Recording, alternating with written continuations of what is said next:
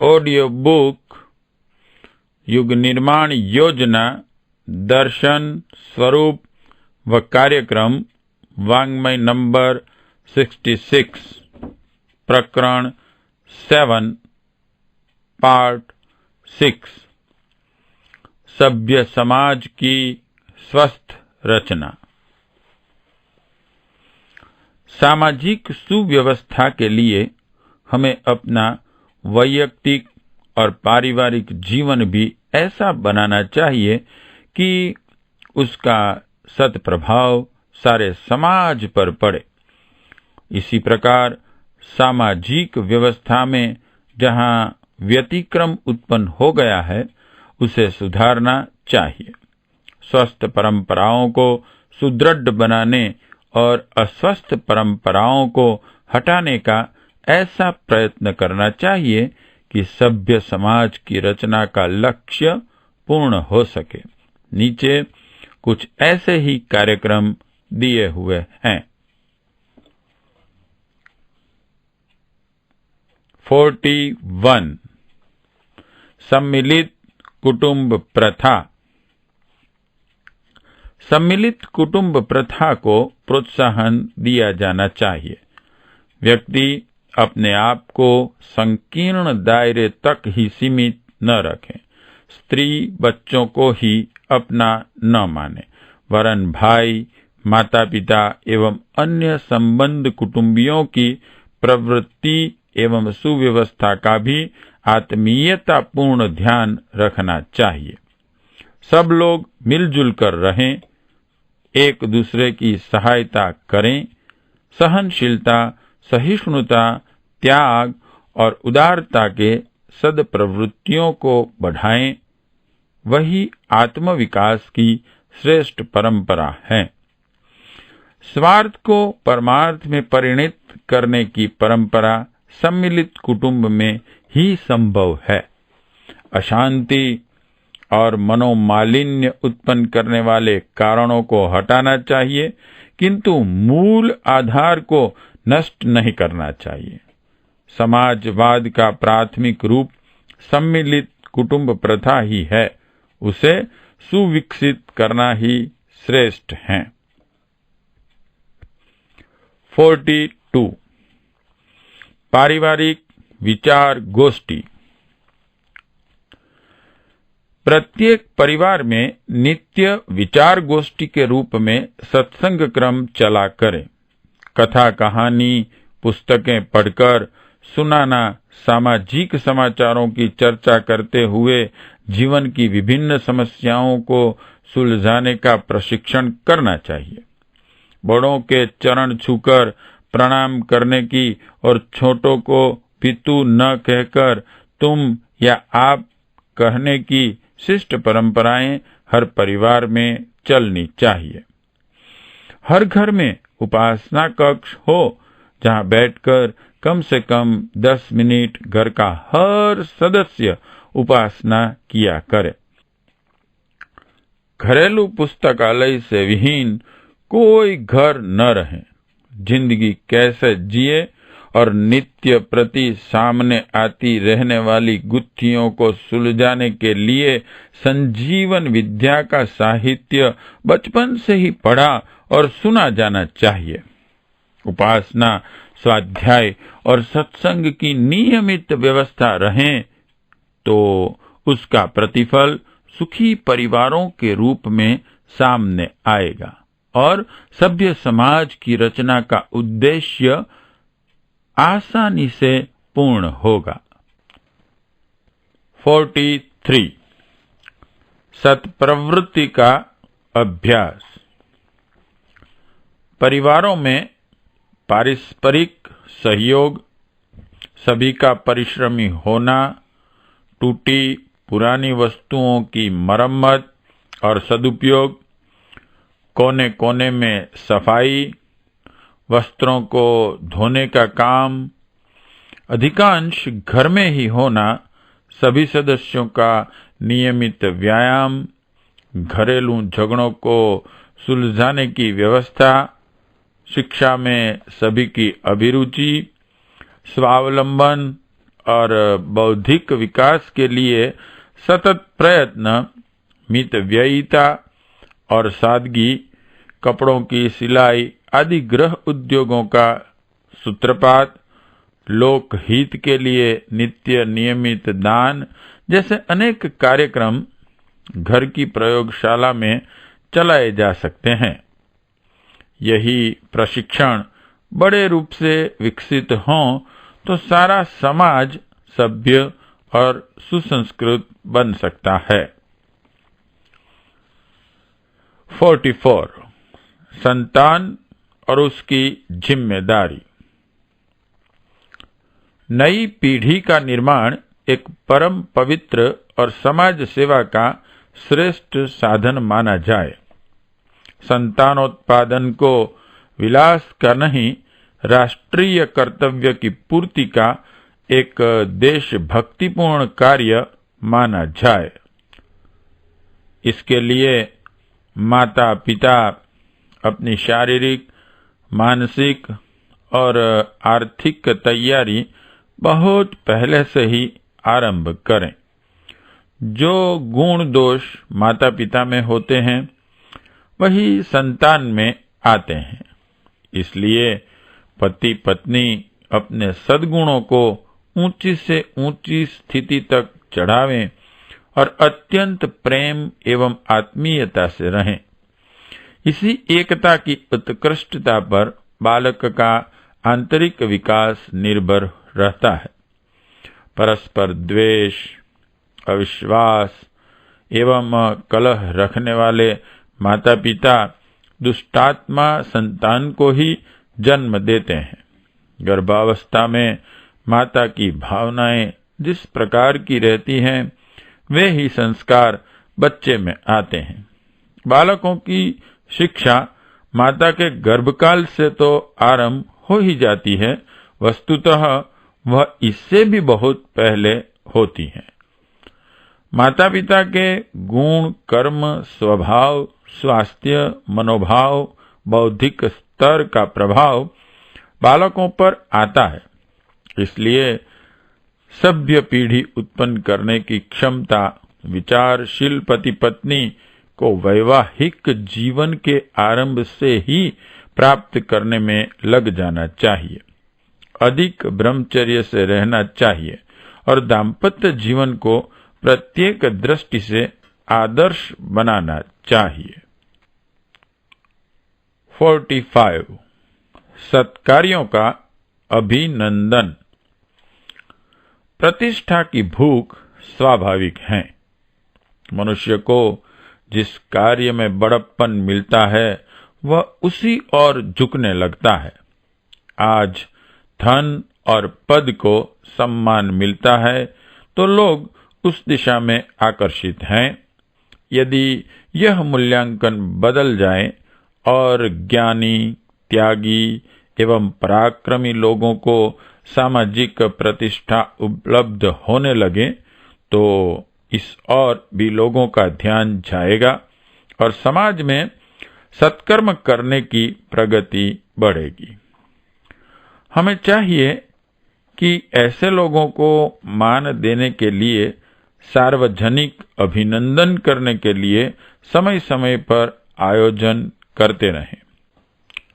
मानपत्र भेंट करना, सार्वजनिक अभिनंदन, पदक, उपहार, समाचार पत्रों में उन सत्कर्मों की चर्चा, फोटो, चरित्र पुस्तिका आदि का प्रकाशन हम लोग कर सकते हैं। उन सत्कर्मकर्ताओं को इसकी इच्छा न होना ही उचित है, पर दूसरों को प्रोत्साहन देने और वैसे ही अनुकरण की इच्छा दूसरों में जागृत हो, इस दृष्टि से सत्कर्मों के अभिनंदन की परंपरा प्रचलित करना ही चाहिए। ऐसे आयोजन हल्के कारणों को लेकर या झूठी प्रशंसा में न किए जाएं, अन्यथा ईर्ष्या, द्वेष की दुर्भावनाएं बढ़ेंगी। सभ्य समाज का निर्माण करने के लिए धन एवं शक्ति को नहीं, आदर्श को ही सम्मान मिलना चाहिए। 46 सज्जनता का सहयोग। यदि मानवता का स्तर ऊंचा उठा हो तो सज्जनता के साथ सहयोग की नीति अपनाई जानी चाहिए। सज्जनता को यदि सहयोग और प्रोत्साहन न मिले तो वह मुरझा जाएगी। इसी प्रकार दुष्टता का विरोध न किया गया तो वह भी दिन दिन बढ़ती चली जाएगी। इसलिए प्रत्येक सभ्य नागरिक का कर्तव्य है कि वह अपनी नीति ऐसी रखे जिससे प्रत्यक्ष या परोक्ष में सत् प्रवृत्तियों की अभिवृद्धि होती रहे और अनीति को निरुत्साहित होना पड़े। परिस्थितिवश यदि दुष्टता का पूर्ण प्रतिरोध संभव न हो, इसमें अपने लिए खतरा दिखता हो, तो कम से कम इतना तो करना ही चाहिए कि उनकी हाँ में हाँ मिलाने, संपर्क रखने या साथ में रहने से बचा जाए, क्योंकि इससे दूसरे प्रतिरोध करने वाले की हिम्मत टूटती है और अनीति का पक्ष मजबूत होता है। संभव हो तो तीव्र संघर्ष न हो तो दुष्टता से असहयोग तो हर हालत में करने का साहस रखना ही चाहिए। 47 नैतिक कर्तव्यों का पालन। नैतिक एवं नागरिक कर्तव्यों का पालन, सामाजिक स्वस्थ परंपराओं का समर्थन, धर्म और नीति के आधार पर आचरण, शिष्ट व्यवहार, वचन का पालन, सहयोग और उदारता का अवलंबन, ईमानदारी और श्रम उपार्जित कमाई पर संतोष, सादगी और सच्चाई का जीवन, ऐसे ही सद्गुणों को अपनाना चाहिए। मानवता की रीति नीति को अपनाकर हमें सदा सन्मार्ग पर ही चलना चाहिए, भले ही इसमें अभावों, असुविधाओं और कठिनाइयों का सामना करना पड़े।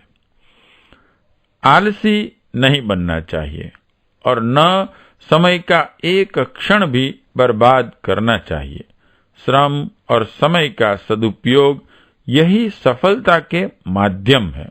जुआ, चोरी, बेईमानी, रिश्वत, मिलावट, धोखेबाजी जैसे अवांछनीय उपायों से कमाई करके बड़ा आदमी बनने की अपेक्षा ईमानदारी को अपनाकर गरीबी का जीवन बिताना श्रेयस्कर समझना चाहिए।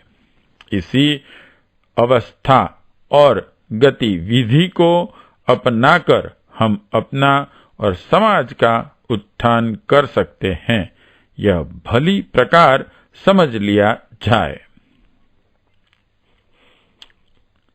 48 सहयोग और सामूहिकता।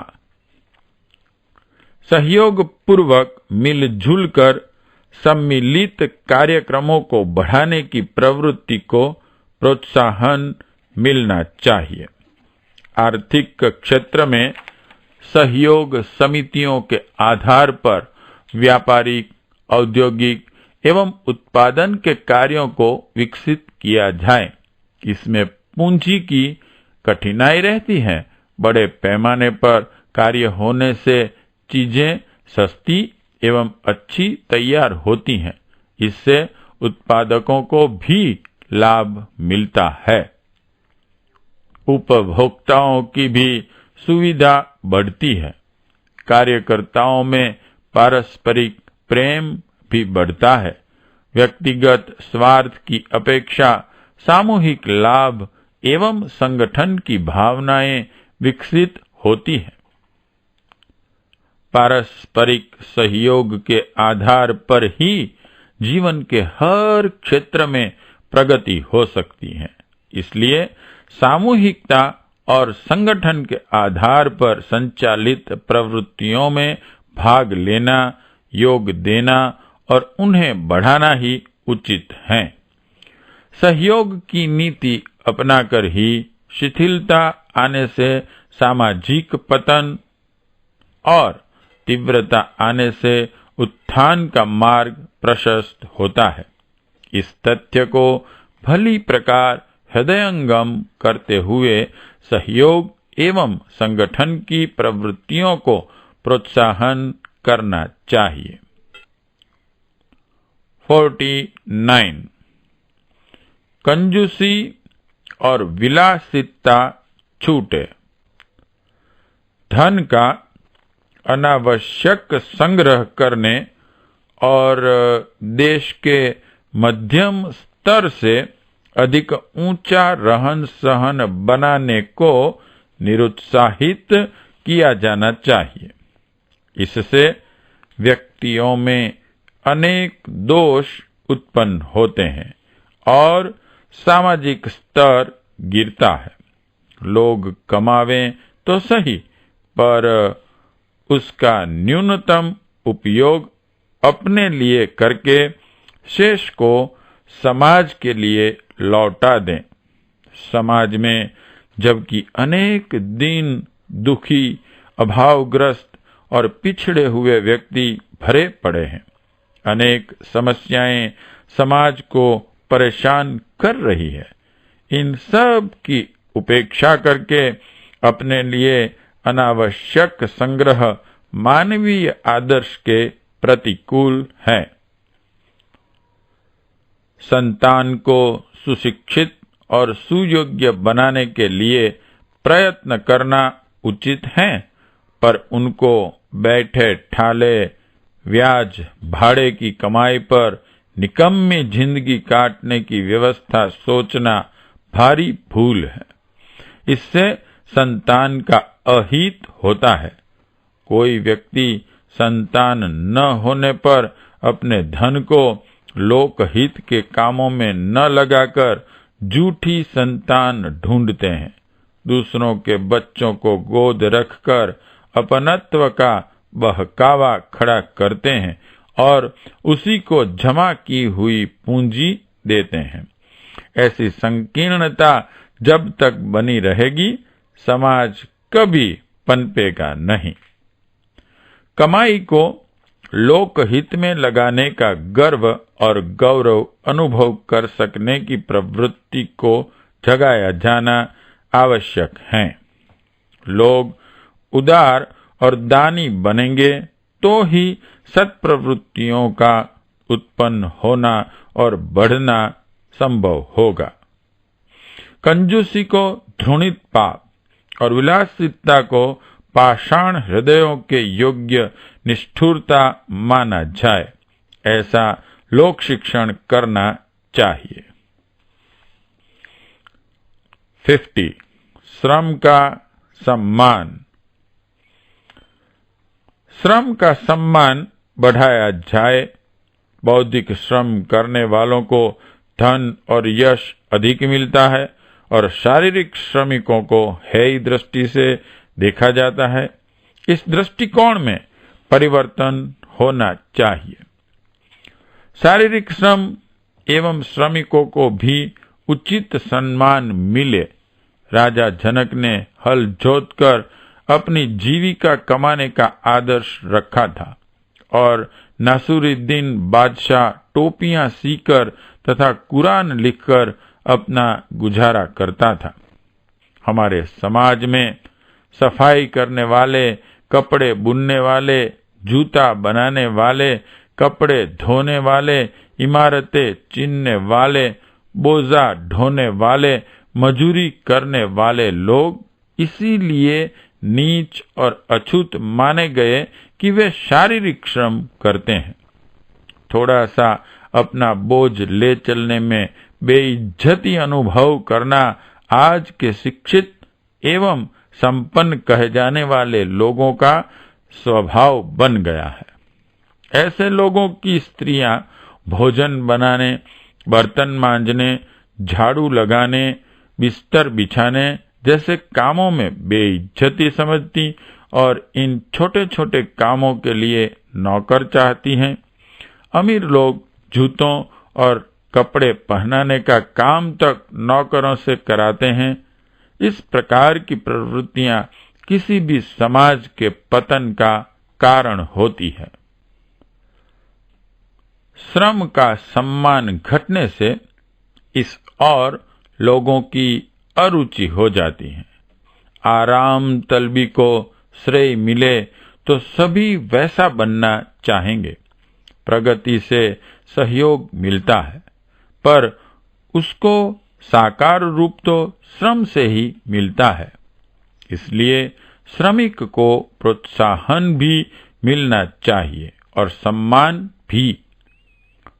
हम में से हर व्यक्ति को शारीरिक दृष्टि से भी श्रमिक जैसी अपनी स्थिति और मनोभूमि बनानी चाहिए। सामाजिक प्रगति का बहुत कुछ आधार श्रम के सम्मान पर निर्भर है। वाङ्मय 66 प्रकरण 7 पार्ट 6 समाप्त।